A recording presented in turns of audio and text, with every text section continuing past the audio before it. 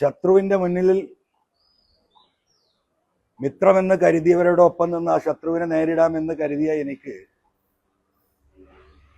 ആ ശത്രുവിനോടൊപ്പമാണ് ചിലരൊക്കെ ഇപ്പുറത്തും എന്നുള്ള വസ്തുത കേരളത്തിലെ സാധാരണക്കാരായ ജനങ്ങൾ പിന്നീട് മനസ്സിലാക്കിക്കൊള്ളും.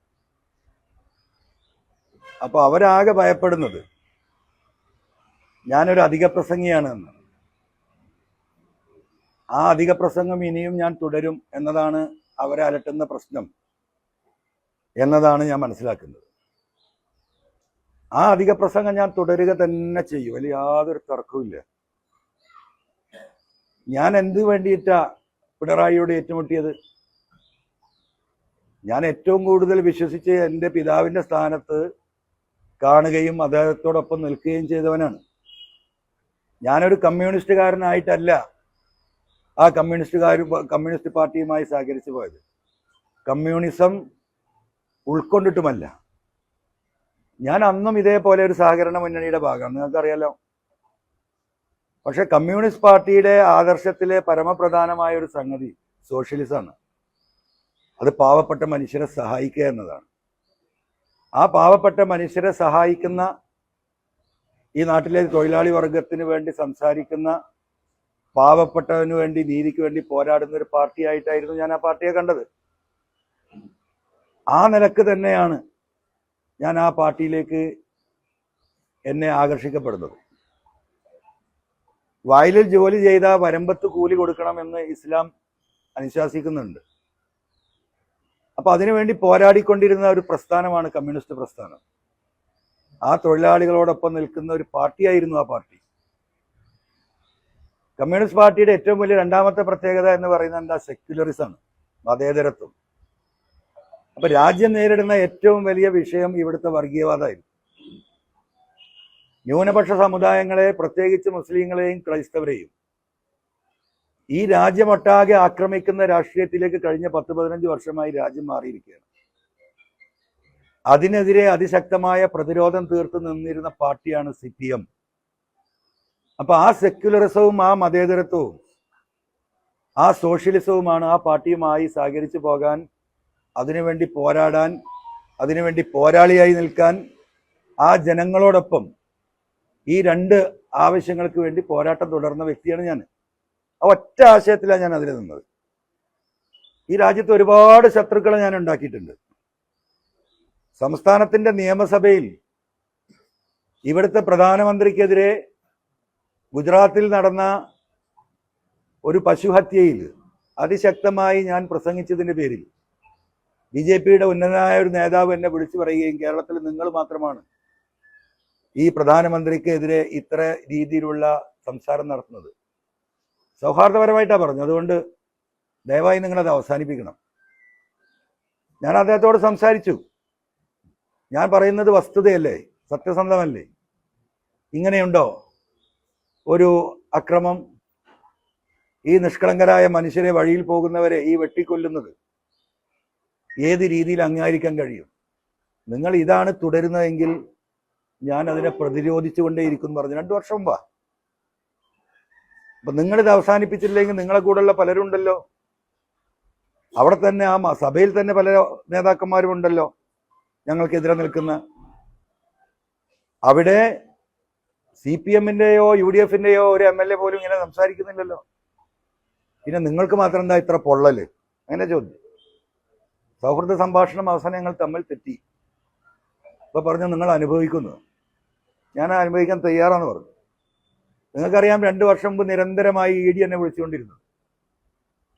ഒരുപാട് പീഡനങ്ങൾ ഞാൻ അനുഭവിച്ചിട്ടുണ്ട് ആ ഭാഗത്തുനിന്ന്.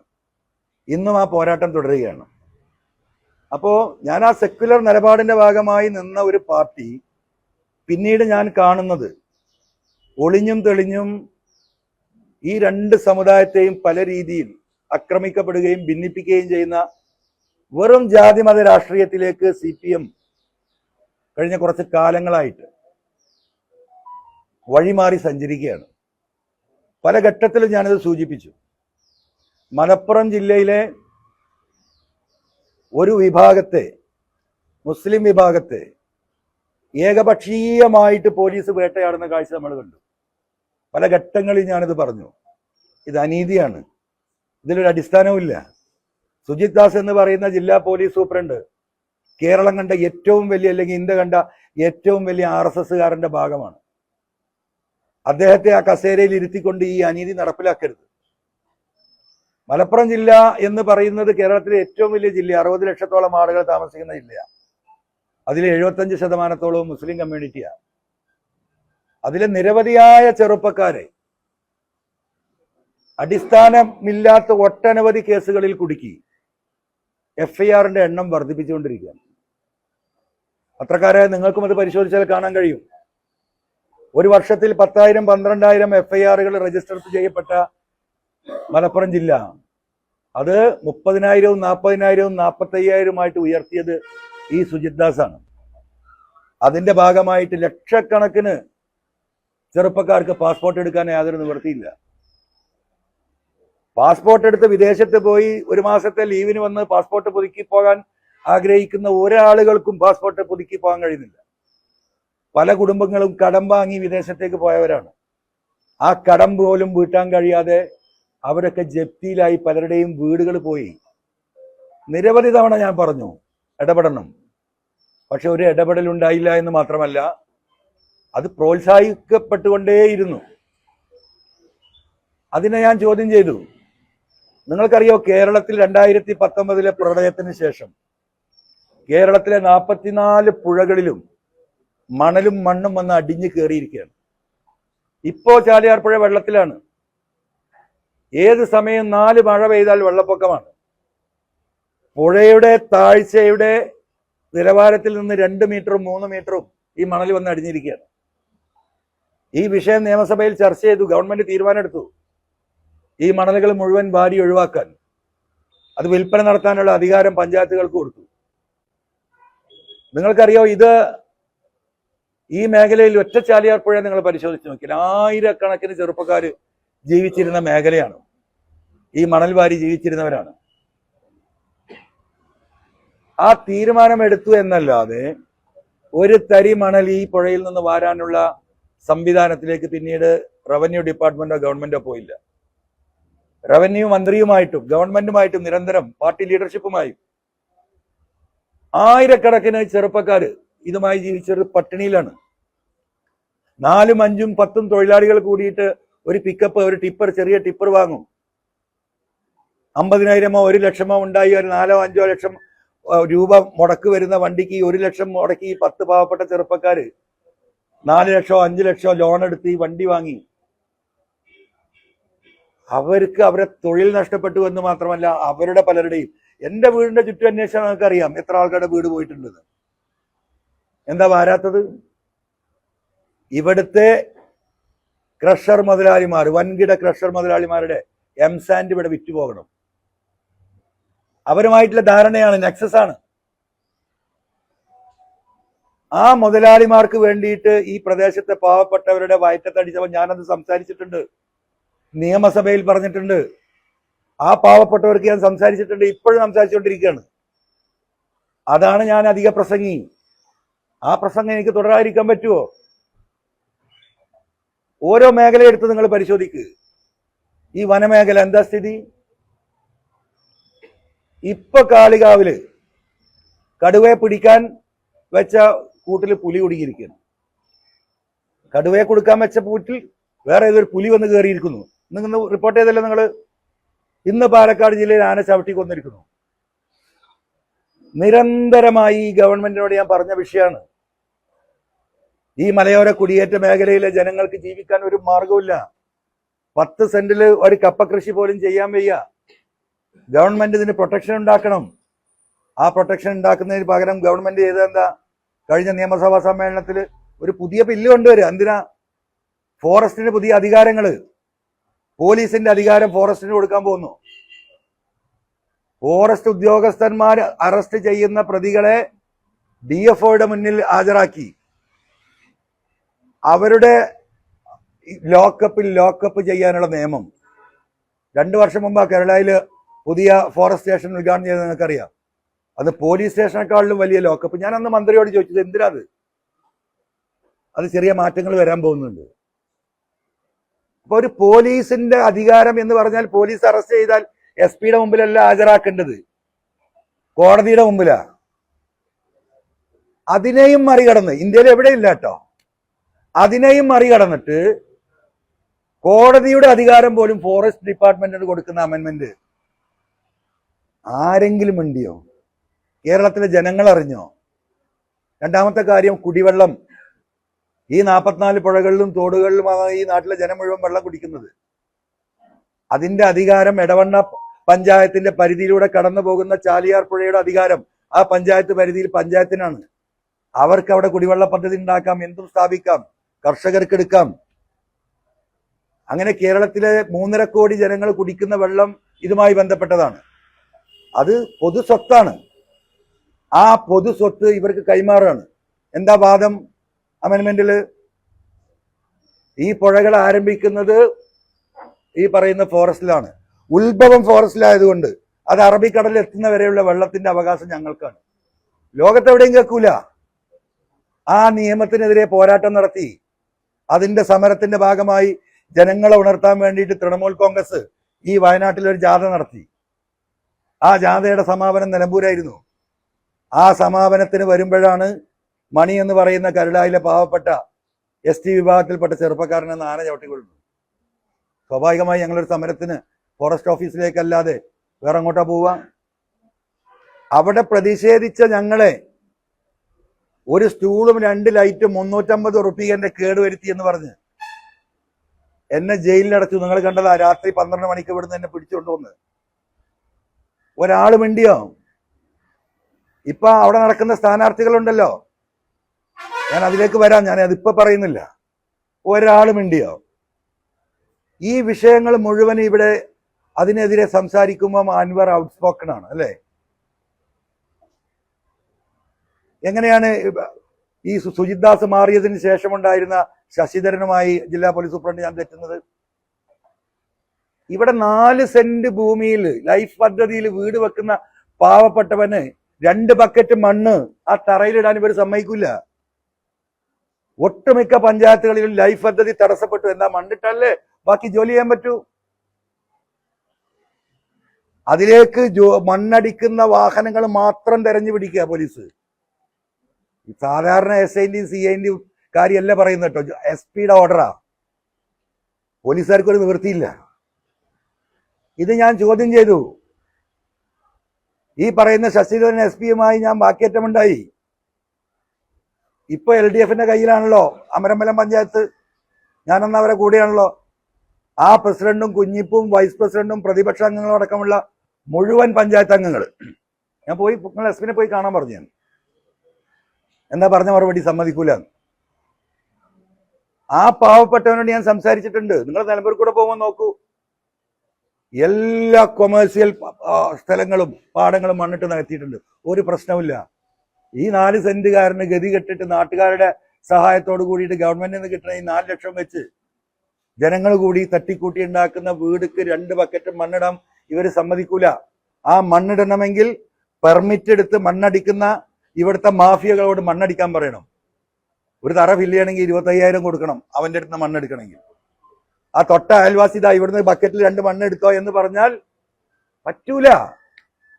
ഇതാണ് ഞാൻ ചോദ്യം ചെയ്തത്. ഞാനത് നിർത്തണോ? അപ്പൊ ഞാൻ ഇനിയും സംസാരിക്കും. അപ്പോ ജനങ്ങൾക്ക് വേണ്ടി സംസാരിക്കുമ്പോൾ ഞാൻ UDFന്റെ അകത്ത് വന്നാലും അൻവർ ഇത് തന്നെയാണ്. ഇവർക്ക് പല ഏർപ്പാടും ഉണ്ടാകും. ചില ആളുകൾക്ക് അവർക്ക് ഞാൻ നാളെ തടസ്സമാകും. അപ്പൊ എന്താ, എന്നെ ഫിനിഷ് ചെയ്യണം. അപ്പൊ ഞാൻ രംഗത്തുണ്ടാകാൻ പാടില്ല. ഇപ്പൊ എന്താ അവര് പറയുന്നത്? ഞാൻ ഷൗക്കത്തിനെ അംഗീകരിച്ചില്ല, സ്ഥാനാർത്ഥിനെ അംഗീകരിച്ചില്ല. ഞാൻ എന്താ പറഞ്ഞത്? തലേ ദിവസം UDF നിർത്തുന്ന ഏത് സ്ഥാനാർത്ഥിയായാലും അടിവരട്ടു, ഏത് ചെകുത്താനായാലും നമ്മളെ പ്രയോഗമാണ്. ചെകുത്താൻ എന്ന് അത്തരം ഘട്ടത്തിൽ നമ്മൾ പ്രയോഗിക്കുന്ന ആരായാലും നിർബാധം എന്നർത്ഥം വരുന്ന വാക്കാ. ഞാൻ പറഞ്ഞതല്ലേ, 5 മാസമല്ലേ എന്നെ ഈ വാലിൽ കെട്ടി നടക്കുന്നത്. ഞാൻ എന്നെ UDFൽ കൂട്ടണമെന്ന് പറഞ്ഞു പോയതല്ല.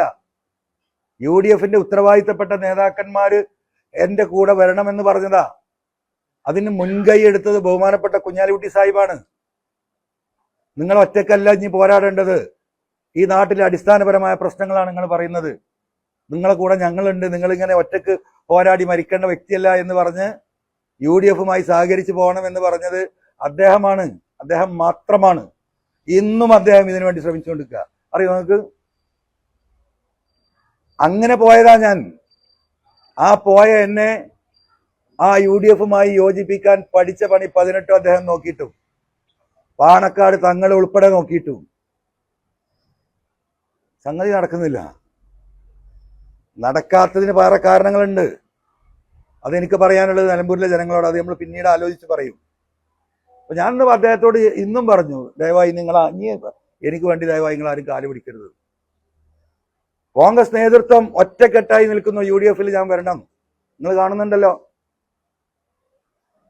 കോൺഗ്രസിന്റെ പ്രവർത്തകർ, UDF-ന്റെ പ്രവർത്തകർ, മുസ്ലിം ലീഗിന്റെ പ്രവർത്തകർ, ഇവിടുത്തെ സാമുദായിക കക്ഷികൾ ഈ പിണറായിസം അവസാനിപ്പിക്കാൻ അൻവറിനെ കൂടെ നിർത്തണം, ആത്മാർത്ഥമായി സത്യസന്ധമായി എന്ന് പറയണം. അതിന്റെ പേരിലാണ് നമ്മൾ നിന്നത്. ഇപ്പോഴും ഒരു തലയും പാലും ഇല്ല. കഴിഞ്ഞ 2-ാം തീയതി എടുത്ത തീരുമാനം എന്നെ കൂടെ കൂട്ടി സഹകരണ മുന്നണിയാക്കാൻ സമ്മതിച്ചതാ. ഒരു ഡിമാൻഡും എനിക്ക് ഉണ്ടായിരുന്നില്ല. ഒരു അലയൻസ്, ഒരു ധാരണം, സഹകരിച്ച് പോകാം, അത് പ്രഖ്യാപിക്കാൻ ഇത്രയും ദിവസങ്ങൾ നീണ്ടുപോയല്ലേ. 15-ാം തീയതി എറണാകുളത്ത് വെച്ച് അദ്ദേഹത്തെ കാണുമ്പോൾ 2 ദിവസത്തിനുള്ളിൽ പറയാന്ന് പറഞ്ഞു. അപ്പൊ അദ്ദേഹം വിചാരിച്ചത് എന്താ അറിയോ? തെരഞ്ഞെടുപ്പ് ഉണ്ടാവില്ല, തെരഞ്ഞെടുപ്പ് പോകും എന്ന് നമുക്ക് തോന്നിയല്ലോ. അപ്പൊ ഈ വാലുമ കെട്ടിയിട്ട് ഇങ്ങനെ നടക്കാം. മനസ്സിലായില്ലേ? ഫോൺ വിളിച്ച ഫോൺ എടുക്കൂല. അദ്ദേഹത്തിന്റെ ഗൺമാന്മാരെ വിളിച്ചാൽ അദ്ദേഹം എടുത്തിട്ട് പറയും, സാർ തിരിച്ചു വിളിക്കൂട്ടോ. അദ്ദേഹത്തെയാണ് UDF ഉത്തരവാദിത്തപ്പെടുത്തിയത്. അത് കഴിഞ്ഞു. അപ്പോഴൊക്കെ സ്ഥാനാർത്ഥി ആരാ? എന്നോട് പറഞ്ഞത് ഈ 14-ാം തീയതി 15-ാം തീയതി വരെ മലയോര കർഷകരുടെ, കുടിയേറ്റ കർഷകരുടെ പ്രതിനിധി ഉണ്ടാകും. അത് നിങ്ങളൊരു പേടിയും പേടിക്കണ്ട. ഷൗക്കത്തിനെ നമുക്ക് എവിടെയെങ്കിലും അഡ്ജസ്റ്റ് ചെയ്യാം. 2026 വേണമെങ്കിൽ തെരഞ്ഞെടുപ്പിൽ ഷൗക്കത്തിനെ നിലമ്പൂരിൽ നിർത്താൻ കുഴപ്പമില്ല. പക്ഷെ ഇപ്പം ഈ വന്യജീവി വിഷയം കത്തിക്കാളി നിൽക്കുകയാണ്. അതുകൊണ്ട് ജോയി തന്നെ ആയിരിക്കും സ്ഥാനാർത്ഥി. എന്നാ പറയുന്നത് അറിയാമോള്? ഈ പറയുന്ന 15-ാം തീയതി, ഈ മാസം 15-ാം തീയതി. ഓക്കെ, ഞാൻ ഷൗക്കത്തിനെ പറ്റില്ല എന്ന് പറഞ്ഞതിന് ഒരുപാട് കാരണങ്ങളുണ്ട്. ഞാനിപ്പോൾ അത് വിസ്തരിക്കുന്നില്ല. ആരെ നിർത്തിയാലും ഷൗക്കത്ത് അടക്കമുള്ളവരെ ഞങ്ങൾ പിന്തുണക്കും. ഒരു തർക്കമോ കാര്യത്തിന് വേണ്ട. കാരണം അത് പിന്നെ UDF-ന്റെ സ്ഥാനാർത്ഥിയാണ്. ഞാൻ UDF-ന്റെ ഭാഗമാകുമ്പോൾ. പക്ഷേ ഞാനും കൂടി UDF-ന്റെ ഭാഗമായി നിന്നാൽ ഈ പിണറായിസത്തിനെതിരെയുള്ള പോരാട്ടം, PV അൻവറും UDF-ഉം ഒരുമിച്ച് നിന്നിട്ടും നിലമ്പൂരിലെ LDF-ന്റെ സ്ഥാനാർത്ഥി വിജയിച്ചാൽ ഉണ്ടാകുന്ന അവസ്ഥകളൊന്നും ആലോചിക്കും. പിന്നെ പിണറായിസം ഉണ്ടോ? പിന്നെ ഇവിടെ ആന്റി ഇൻകമ്പൻസി ഭരണവിരുദ്ധത ഉണ്ടോ? കേരളത്തിൽ വരാൻ പോകുന്ന 140 മണ്ഡലങ്ങളെയും ഇത് ബാധിക്കൂലേ? ഞാൻ എന്തിനു വേണ്ടിയാ രാജിവെച്ചത്? 3-ാം വട്ടവും പിണറായി വരുന്നു എന്ന നരേഷൻ ഇവിടെ കൃത്രിമമായി സൃഷ്ടിച്ച് ഇവിടെ പ്രചരണം നടന്നുകൊണ്ടിരിക്കുകയാണ്. അതല്ല വസ്തുത. ജനങ്ങൾ ആ ഗവൺമെന്റിനെതിരാണ് എന്ന് കേരളീയ സമൂഹത്തെ ബോധ്യപ്പെടുത്താനല്ലേ ഞാൻ രാജിവെക്കുന്നതിന്റെ ഒരു കാരണം. എന്താ എനിക്ക് അപ്പ പറഞ്ഞൂടെ? പിണറായിക്കെതിരെ നിലമ്പൂരിൽ ജനങ്ങളെ ഒപ്പം നിർത്തി UDF-ന്റെ സഹായത്തോടു കൂടി ഞാൻ അവിടെ മത്സരിച്ച് ജയിക്കുമെന്ന് പറഞ്ഞാൽ വല്ല ആരെങ്കിലും പറ്റൂല എന്ന് പറയോ? എന്നെ ഈ കുറ്റവാളിയാക്കുന്ന കേരളത്തിലെ ജനങ്ങളോടാണ് ഞാൻ ചോദിക്കുന്നത്. ഇവർ തടയോ? എനിക്ക് മത്സരിച്ചൂടെ? ഇപ്പൊ തെരഞ്ഞെടുപ്പ് ഘട്ടത്തിലല്ലേ? ഇപ്പൊ ഈ അൻവറിനെ തെറി പറയുന്ന ആളുകൾ മുഴുവൻ ഈ പ്രചരണ രംഗത്തുണ്ടാവില്ലേ? ഞാൻ എന്താ ചെയ്തത്? ഞാൻ പറഞ്ഞു, മലയോരത്ത് പ്രശ്നമുണ്ട്, ഒരു കുടിയേറ്റ കർഷകൻ ഇവിടെ സ്ഥാനാർത്ഥിയാവണം, അത് വലിയ ഇമ്പാക്റ്റ് ഉണ്ടാക്കും.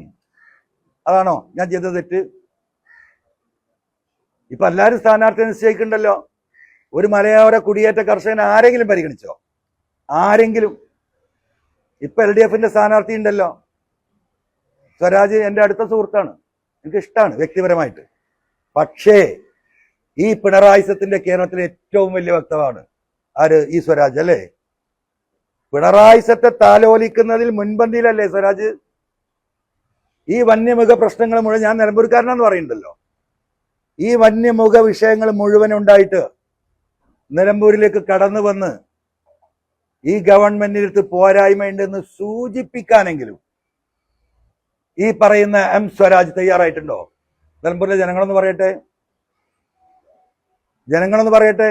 ഉണ്ടായിട്ടില്ലല്ലോ. ഈ ജില്ലാ പോലീസ് സൂപ്രണ്ട് ഈ കോലത്തിൽ ഒരു ജനവിഭാഗത്തെ ഇങ്ങനെ വക്രീകരിച്ച് ക്രിമിനലുകളാക്കുമോ? ലോകത്തിലെ എല്ലാ കാര്യങ്ങളും സംസാരിക്കുന്ന സ്വരാജ് ഒരു വട്ടം ഒരു ഫേസ്ബുക്ക് പോസ്റ്റ് പോലീസിന്റെ നടപടി ശരിയല്ല എന്ന് പറഞ്ഞോ? സ്വരാജ് സംസാരിക്കും പലസ്തീനിലെ മുസ്ലിങ്ങൾക്ക് വേണ്ടി. മുടക്കൊന്നുമില്ലല്ലോ. പലസ്തീനിലെ മുസ്ലിങ്ങൾക്ക് വേണ്ടി, ലോകത്ത് ഉണ്ട് എന്ന് പറയുന്ന ഇസ്ലാമോഫോബിയക്ക് എതിരെ അല്ല, ഇന്ത്യയിൽ നടക്കുന്ന, മലപ്പുറത്ത് നടക്കുന്ന, മൂക്കിന്റെ ചോട്ടിൽ നടക്കുന്ന നിലമ്പൂരിലെ വിഷയത്തിൽ പോലും മൂപ്പര് പ്രതികരിക്കില്ല. അപ്പം ഈ പറയുന്ന 921 നടന്ന കാര്യങ്ങളൊക്കെ പ്രസംഗിക്കും. അതിപ്പം CPM ചെയ്തുകൊണ്ടിരിക്കരുത്. CPM എന്താ പറയാ, EMSന്റെയും AKGയുടെയും കൃഷ്ണപിള്ളയുടെയും ഒക്കെ വലിയ സേവനങ്ങൾ, ഇവിടുത്തെ ഭൂപരിഷ്കരണ നിയമങ്ങൾ അവരൊക്കെ പറയും, മുടക്കില്ലല്ലോ. ഇപ്പൊ ഇവിടുത്തെ ആശാ തൊഴിലാളികൾക്ക് 100 രൂപ കൊടുക്കാൻ നിങ്ങൾ തയ്യാറുണ്ടോ? CPM, ഈ ഗവൺമെന്റ് തയ്യാറുണ്ടോ? അപ്പൊ പഴയത് പറയാ, ആ പാവങ്ങൾ ഇപ്പോഴും തെണ്ടുക. എവിടെ എത്തി എനിക്കറിയില്ല. ജാഥ പോയിക്കൊണ്ടിരിക്കുക, പട്ടണി ജാഥ. അതിനെക്കുറിച്ച് പറയില്ല. അപ്പോ അന്നത്തെ കാര്യം പറയും. മനസ്സിലായില്ലേ? നിലമ്പൂരിൽ നടക്കുന്ന കാര്യം പറയില്ല. ഒരു പ്രളയം ഉണ്ടായല്ലോ നിലമ്പൂരിലല്ലേ, തലകുത്തി മറിഞ്ഞല്ലോ, നിങ്ങൾ കണ്ടതാണല്ലോ. സ്വരാജ് ഞങ്ങൾ ആരെയും കണ്ടിരുന്നോ? നിലമ്പൂർക്കാരന് പോത്തല്ലിൽ മുപ്പര പഞ്ചായത്തിലാ, അദ്ദേഹത്തിന്റെ പഞ്ചായത്തിലാ. ഒരു ഫോട്ടോയിൽ കാണിച്ചു തരാൻ പറ്റും? ഒറ്റ ഫോട്ടോയില്, ഒരു വീഡിയോയില് എങ്ങനെയാ ദുരന്തത്തെ PV അൻവറും ജനങ്ങളും കേരളത്തിലെ ജനങ്ങളും നേരിട്ടത്? ഒരാൾക്ക് പ്രശ്നമുണ്ട്, ഒരാൾക്ക്. 10,000 ജില്ലാനം വീട്ടിൽ വെള്ളം കയറി, 500ഓളം വീടുകൾ തകർന്നു, 1000ഓളം വീടുകൾ ഭാഗികമായി തകർന്നു. 6 മാസം കൊണ്ട് പ്രശ്നം തീർത്തോ? 6 മാസം കൊണ്ട്. അന്നും കൊടുത്തത് വീട് പോയതിന് 4 ലക്ഷം, ഭൂമിയും വീടും പോയതിന് 10 ലക്ഷം. ആ പൈസ നിങ്ങൾ അവിടെ നിന്ന് ചെല്ലു, വഴിക്കടവില് ആൾക്കാരെ പോക്കറ്റിൽ ഇട്ടെടുത്തു PV അൻവർ. മനസ്സിലായോ? 4 ലക്ഷത്തിന് ആ നാട്ടുകാരെ കണ്ട് പലരും എനിക്ക് സ്പോൺസർ ചെയ്ത് ഭൂമി 4 ലക്ഷം ഫ്രീ. വീടുണ്ടാക്കാൻ ഈ നാട്ടിൽ ഒരുപാട് സാമൂഹ്യ സംഘടനകൾ കടന്നു വന്നു. അവർ വീടുണ്ടാക്കി കൊടുത്തു, സുന്ദരമായ വീടുകൾ. ആ 10 ലക്ഷം ആ സാധുക്കളുടെ പോക്കറ്റിലായി. അവരുടെ ജീവിത നിലവാരം അവർക്ക് പിടിച്ചെടുക്കാൻ പറ്റി. 1 ഏക്കറും 2 ഏക്കറും നല്ല 2 നില കെട്ടിടങ്ങളും പോയ പാവപ്പെട്ടവനെ കോഴിക്കൂട്ടിലേക്ക് തള്ളിയിട്ടില്ല PV അൻവർ. മനസ്സിലായോ? മറുപടി പറയണം. ബഹുമാനപ്പെട്ട MA യൂസുഫ് അലി 37 വീടുണ്ടാക്കി തന്നറിയോ നമുക്ക്? ഒരൊറ്റ ആള്. AP വിഭാഗം 22 വീട്ടുണ്ടാക്കി കൊടുത്ത് ബഹുമാനപ്പെട്ട AP ഉസ്താദിന്റെ നേതൃത്വത്തിൽ. അങ്ങനെ ചെറുതും വലുതുമായ ഒട്ടനവധി കാര്യങ്ങള്. ജമാഅത്ത് ഇസ്ലാമിയുടെ കെയർ ഓഫിൽ 10-22 വീടുകൾ. എന്തിനേറെ പറയുന്നു, ഈ പറയുന്ന നമ്മുടെ ചുങ്കത്തറയിലെ മാർത്തോമ സ്കൂളിൽ 23 വീട്. മാർത്തോമ സമൂഹം, ആ വീട്ടിൽ, ആ സ്കൂളിൽ പഠിച്ച 23 കുട്ടികൾക്ക് ഡാമേജ് ഉണ്ടായിരുന്നു. വീടിന് ഉണ്ടാക്കി കൊടുത്തു. അറിയാങ്ങള്, ഒരു സമുദായം, ഒരു സ്കൂള്. ഒരാൾക്കും ഒരു പ്രശ്നമില്ല. മുഴുവൻ പൂർത്തീകരിക്കപ്പെടാത്ത ഒറ്റ കാര്യം ഉണ്ടെന്ന് അറിയങ്ങള്, ST കാട്ടിന്റെ ഉള്ളിൽ താമസിക്കുന്ന പാവപ്പെട്ട ST വിഭാഗത്തിൽപ്പെട്ട സഹോദരന്മാർക്ക് ഭൂമി കൊടുക്കാൻ ഈ പറയുന്ന മുണ്ടേരി ഫാമിൽ അങ്ങാടിക്കടുത്ത് ഭൂമി കൊടുത്ത് അവരെ മാറ്റിപ്പാർപ്പിക്കാനെന്ന് ഗവൺമെന്റ് തീരുമാനിച്ചു. ആ തീരുമാനം 2021-2026 ഗവൺമെന്റിൽ തഴയപ്പെട്ടതിന്റെ കാര്യം ഞാൻ പറയാം. ആ സാധുക്കൾ ഇപ്പോഴും ആ വാടക കെട്ടിടത്തിൽ താമസിക്കുക. വാടക കെട്ടിടത്തല്ല, ഈ പറയുന്ന കൃഷിഭൂമിയുടെ മുണ്ടേരി കൃഷി ഫാമിൽ താമസിക്കുകയാണ്. എന്താ വയനാട്ടിൽ ഇന്നലത്തെ സ്ഥിതി? ഈ 1 കൊല്ലം കഴിഞ്ഞു, 2ാമത്തെ വർഷക്കാലം വന്നു. അവിടെ ഉണ്ടല്ലോ മന്ത്രിമാരും MLA-മാരും ഒക്കെ. മരുമകൻ ഇങ്ങനെ വീശി നടന്നിരുന്നല്ലോ അവിടെ. ഒരാൾക്ക് വീടുണ്ടാക്കി കൊടുത്തോ സഹോദരന്മാരെ? ഒരാൾക്ക് 700 കോടി ഉറുപ്പിക വയനാടിന് വേണ്ടി മാത്രം കേരളത്തിലെ ജനങ്ങൾ സംഭാവന ചെയ്ത 700 ചില്ലാനം കോടി. പ്രതിപക്ഷം അന്ന് ആകെ ആവശ്യപ്പെട്ടത് മുഖ്യമന്ത്രിയുടെ ദുരിതാശ്വാസ നിധിയിൽ ആ ഫണ്ട് ഇടരുത്, വയനാടിന് വേറെ അക്കൗണ്ട് ഉണ്ടാക്കണമെന്ന് പറഞ്ഞു. അക്കൗണ്ട് ഉണ്ടാക്കി, ജനങ്ങളിലേക്ക് പൈസ കൊടുത്തു. 100 കണക്കിന് വീടുണ്ടാക്കാൻ ആളുകൾ തയ്യാറായി നിന്നു. ഇതേപോലെ തന്നെ അടുപ്പിച്ച് അങ്ങോട്ട് ഇന്നലെ വൈത്തിരി താലൂക്ക് ഓഫീസിൽ ഈ പാവപ്പെട്ടവര് വാടകയ്ക്ക് വേണ്ടി കരയാ. ആരെങ്കിലും ഉണ്ടോ? പ്രതികരിക്കാൻ ആരെങ്കിലും ഉണ്ടോ? ഈ മുക്കിയ 700 ചില്ലാനം കോടി എവിടെ പോയി? 400 വീടാ ഗവൺമെന്റിന്റെ കണക്കിൽ നഷ്ടപ്പെട്ടത്. 1.25 കോടി വെച്ച് സാധുക്കുന്ന പിടിച്ചോ ചെക്ക്, നിങ്ങൾ എവിടെ പോയി ജീവിക്കുക, എവിടെ പോയി ഭൂമി വാങ്ങിക്കോ എന്ന് പറഞ്ഞാൽ തീരൂലേ? അതിനല്ലേ സെപ്പറേറ്റ് പണം കൊടുത്തത്? ആ പൈസയും വിഴുങ്ങി പിണറായി അല്ലേ? നിങ്ങൾക്ക് വാടക തരുന്നു പറഞ്ഞു, നിങ്ങൾക്ക് ഭക്ഷണം തരുന്നു പറഞ്ഞു. ഭക്ഷണം കൊണ്ട് ഇവിടുന്ന് പോയ എന്താ പറയാ പ്രവർത്തകരെ ഈ അജിത് കുമാറിന്റെ നേതൃത്വത്തിലുള്ള പോലീസ് ആട്ടി ഓടിച്ചു. കണ്ടതല്ലേ നിങ്ങള്? കണ്ടതല്ലേ? എന്താ പറഞ്ഞ? ഭക്ഷണത്തിൽ വിഷം ചേർക്കുന്നു. അവിടെ ഇടപെട്ടിരുന്നതിൽ ഏറ്റവും കൂടുതൽ ഈ പറയുന്നത് മലപ്പുറത്ത് നിന്ന് നീങ്ങിയ മുസ്ലിം ലീഗിന്റെ പ്രവർത്തകരായിരുന്നു. White guard. അവർ ഈ വെള്ളക്കുപ്പായിട്ടപ്പം ഇളകി ആർക്ക്? ഈ പോലീസിനും ഈ ഗവൺമെന്റിനും അവരെ അടിച്ചോടിക്കാനാണ് ഭക്ഷണം പോലും കൊടുക്കാവുന്നത്. ഇന്നും ഷെഡ് കെട്ടി പാർക്കുകയാണ്. 1.25 കോടിക്ക് അർഹരായ ഈ 400 വീട്ടുകാര് ഷെഡ് കെട്ടി പാർത്തിട്ട് ആ ഷെഡിന്റെ വാടക ചോദിച്ച് ഇന്ന് സമരത്തിലെ സുഹൃത്തുക്കളെ. ആരെയും മിണ്ടിയോ? അവസാനം മുസ്ലിം ലീഗ് വേറിട്ടു. ഞങ്ങൾ ഇനി ഇല്ല, 100 വീട് ഞങ്ങൾ ഉണ്ടാക്കുക. അവര് പണി തുടങ്ങി. ഇപ്പോഴും എസ്റ്റേറ്റ് വിട്ട് കിട്ടിയ കടലാസ് കയ്യിൽ കിട്ടില്ല, കിട്ടൂല. കാരണം എസ്റ്റേറ്റിന് വില കൂട്ടി കൊടുക്കണം. 10,000 റുപ്യ 15,000 റുപ്യ സെന്റിനുള്ള ഭൂമി ഇപ്പൊ തന്നെ 45,000 ഗവൺമെന്റ് കൊടുത്തു. ഇനി 1 ലക്ഷം വേണമെന്ന് പറഞ്ഞിട്ട് ഒരു സുപ്രീം കോടതിയിൽ കേസ് പോവുക. ഇതാണ് ഞാൻ പറയുന്ന നെക്സസ്. ധാരണയാ. ആദ്യം കയറുക, എന്നിട്ട് കോടതിയിൽ പോവുക. കോടതിക്ക് സ്വാഭാവികമായിട്ട് പറയില്ലേ നിങ്ങൾ ഭൂമി ഏറ്റെടുത്ത പോലെ മാന്യമായ പ്രൈസ് കൊടുക്കണമെന്ന്. ഞാൻ പറയും, ഇനിയും പറയും. ആ പാവപ്പെട്ട മയ്യത്തിന്റെ മുകളിൽ പാന്തം വരിക്കുക എന്ന് പറയും പണ്ടത്തെ ആളുകൾ. മനസ്സിലായില്ലേ? ഈ മയ്യത്ത് പുതക്കുന്ന പുതപ്പുണ്ടല്ലോ, വെള്ളത്തുണി, അതിന്റെ ബക്ക് ഇങ്ങനെ കടിച്ചു കീറിയിട്ട് വേറെ എന്തെങ്കിലും കെട്ടാൻ പാന്തം വലിക്കും. അതിനാണ് മയ്യത്തിന്റെ മുകളിൽ പാന്തം കെട്ടാറുണ്ട്, മുറിക്കാന്ന് പറഞ്ഞു. ആ പണിയല്ലേ പിണറായി ഗവൺമെന്റ് എടുത്തുകൊണ്ടിരിക്കുന്നത്. അതിനെതിരെ ഞാൻ പറയണ്ടേ? പറഞ്ഞുകൊണ്ടേയിരിക്കും. അതിനൊരു തർക്കം നിങ്ങൾ കരുതണ്ട. അത് പറയാൻ പാടില്ല. പലതരത്തിലുള്ള അഡ്ജസ്റ്റ്മെന്റുകൾ ഒരു ഭാഗത്ത്. ഇനി എന്താ മറ്റത്? എന്താണ് PV അൻവറിനെ മാറ്റി നിർത്തിയിട്ടും നിലമ്പൂരിൽ ജയിക്കും? അതിന്റെ ഉത്തരവാദിത്തം എനിക്കാണ്. ആരാ പറയുന്നത്? ഈ UDFന്റെ ചെയർമാൻ. നിങ്ങൾക്ക് മാറ്, ഒരു അഡ്ജസ്റ്റ്മെന്റും ഇല്ല. No, nothing. That is my responsibility. ബഹുമാനപ്പെട്ട ഈ AICC സെക്രട്ടറി ഞാൻ ഒന്ന് പറഞ്ഞു, എനിക്ക് പ്രതീക്ഷ KC-യിലാണ്. എൻ്റെ പഴയ നേതാവ് കൂടിയാ. 3 മണിക്കൂർ കോഴിക്കോട് ഞാൻ കാത്തിരുന്നു, ഒന്ന് കാണാനൊന്ന് പറയാൻ ഇതാണ് വസ്തുത എന്ന്. തിരിച്ചു പോരേണ്ടി വന്നില്ലേ? കേസിനോട് എനിക്ക് അതിൽ ഒരു വിരോധവും ഇല്ല. അദ്ദേഹം അങ്ങേയറ്റം പരിശ്രമിച്ച. എന്റെ ഗ്രീവിയൻസ് ഞാനൊന്ന് പറയട്ടെ. ക്ലാസ് ടീച്ചറോട് അഭിപ്രായ വ്യത്യാസം ഉണ്ടായ ഹെഡ്മാസ്റ്ററോടല്ലേ നമ്മൾ പറയാ. വില്ലേജ് ഓഫീസിൽ പ്രശ്നം ഉണ്ടായാൽ തഹസിൽദാരോട് പറയില്ലേ? തഹസിൽദാരോട് പറഞ്ഞിട്ടും പരിഹരിച്ചില്ലേ കളക്ടറോട് പറയില്ലേ? കളക്ടറോടും പറഞ്ഞിട്ട് പരിഹരിച്ചില്ലേ ചീഫ് സെക്രട്ടറിയോട് പറയില്ലേ? ആ ഒരു ചെറിയ നീതി. അഹങ്കാരത്തിന് കയ്യും കാലും വെക്കുക എന്ന് പറയും നമ്മളെ പണ്ടത്തെ ആളുകൾ. അവിടുന്ന് വിട്ടില്ലേ? എങ്ങോട്ടേക്കായി പോണത്? PV അൻവർ ഇല്ലാതെ UDFന്റെ സ്ഥാനാർത്ഥിയെ ജയിപ്പിക്കാനുള്ള വോട്ട് എവിടെയാ? ആരാ അദ്ദേഹത്തിന് വോട്ട് കൊടുക്കാന്ന് പറഞ്ഞത്? അദ്ദേഹം കുറച്ച് വോട്ട് കണ്ടെത്തിയിട്ടുണ്ടല്ലോ എൻ ബ്ലോക്കായിട്ട്. ഞാൻ മിനിയാന്ന് നിങ്ങളോട് പറഞ്ഞു ഇതിന്റെ പിന്നിൽ ഒരു നിഗൂഢതയുണ്ട്. ഞാനും അദ്ദേഹം തമ്മിൽ ഇത്തരത്തിലുള്ള ഒരു പ്രശ്നമില്ല, വ്യക്തിപരമായിട്ട് ഒരു പ്രശ്നമില്ല. ഉണ്ടായിരുന്ന വിഷയങ്ങൾ മുഴുവൻ പബ്ലിക്കിനോട് കാര്യം പറഞ്ഞ് മാപ്പ് പറഞ്ഞ് വ്യക്തിപരമായിട്ട് അദ്ദേഹത്തെ കണ്ടപ്പോൾ ഞാൻ അദ്ദേഹത്തെ ഹൃദയത്തെ തൊട്ട് പറഞ്ഞു കേട്ടോ, സോറി, അങ്ങനെ പറ്റിപ്പോയി. ഒരു നിർബന്ധിത സാഹചര്യത്തിൽ നിങ്ങൾ ഇങ്ങനെ പറയണമെന്ന് പറഞ്ഞപ്പോൾ പറഞ്ഞു പോയതാണ്. എന്നോട് നിങ്ങൾ പുറക്ക് നിങ്ങളെ വീട്ടിൽ വരണം. ഞാൻ ചോദിച്ചാൽ ആവേണ്ടെന്ന് പറയാം. അങ്ങനത്തെ ഒന്നും ഒരു പ്രശ്നമില്ല. ആ വിഷയം എൻ്റെ ഹൃദയത്തോട്ട്. ഞങ്ങൾ തമ്മിൽ എന്താ പ്രശ്നം? ഒന്നുമില്ല. പിന്നെ എന്താ അൻവറിന് ഇത്ര വലിയ പ്രശ്നം? അതിനൊരു പ്രശ്നമുണ്ട്.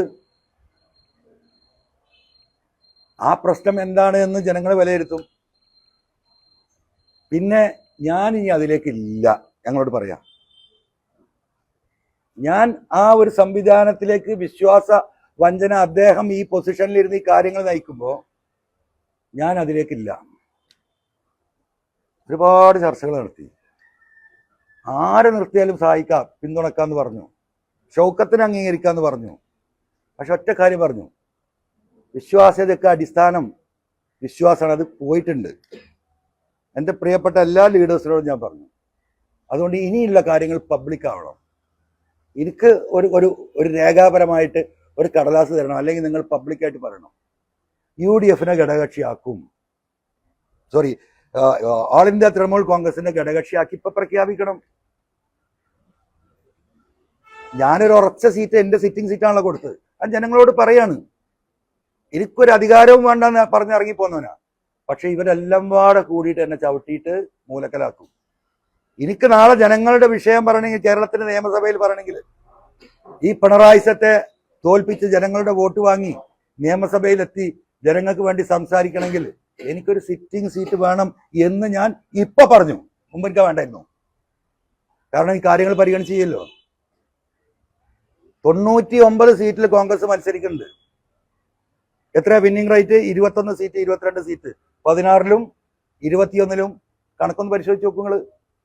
എന്ന് പറഞ്ഞാൽ കോൺഗ്രസിന്റെ 75% സ്ഥാനാർത്ഥികളും 2 തെരഞ്ഞെടുപ്പിലും തോറ്റതാണ്. പല വമ്പൻ പട്ടണങ്ങളെയും ഇളക്കിമറിച്ച വസ്ത്രമഹാത്ഭുതം ഇപ്പോൾ വേങ്ങരയിലും. ഡൽഹി, കൊൽക്കത്ത, ബോംബെ, സൂരത്ത്, അഹമ്മദാബാദ്, ഈറോഡ്, തിരുപ്പൂർ എന്നിവിടങ്ങളിലെ ഫാക്ടറികളിൽ നിന്നും ഉൽപാദനത്തിൽ കൂടുതലായി വരുന്ന വസ്ത്രങ്ങൾ ഉൽപാദന വിലയിൽ നേരിട്ട് വിറ്റഴിക്കുന്നു. ട്രെൻഡി കളക്ഷൻസ് ധാരാളം എത്തിച്ചേർന്നിരിക്കുന്നു, അതും കണ്ണഞ്ചിമ്പിക്കുന്ന വിലക്കുറവിൽ. 3/4 ഷോർട്സ്, ലേഡീസ് പല്ലാസോ, ലെഗിൻസ് 79 രൂപയ്ക്ക്, മെൻസ് ടീഷർട്ട് 99 രൂപയ്ക്ക്, ladies kurti, top, jeggings, skirt 99 രൂപയ്ക്ക്, ലേഡീസ് ടീഷർട്ട് 99 രൂപയ്ക്ക്, ഗേൾസ് ആൻഡ് ബോയ്സ് ടീഷർട്ട് 49 രൂപയ്ക്ക്, ബെഡ്ഷീറ്റ്, ബ്ലാങ്കറ്റ് 99 രൂപയ്ക്ക്, കിഡ്സ് ഷോർട്സ് 19 രൂപയ്ക്ക്, മെൻസ് കാഷ്വൽ ഷർട്ട് 149 രൂപയ്ക്ക്, മാറ്റ് 19 രൂപയ്ക്ക്. ഈ വിറ്റഴിക്കൽ മഹാമഹം സ്റ്റോക്ക് തീരുന്നത് വരെ മാത്രം. ആദ്യമെത്തി വസ്ത്രങ്ങൾ കരസ്ഥമാക്കുവാൻ ഏവരെയും ക്ഷണിക്കുന്നു. വസ്ത്രമഹാത്ഭുതം, വളപ്പിൽ ടവർ, താഴെയങ്ങാടി, വേങ്ങര.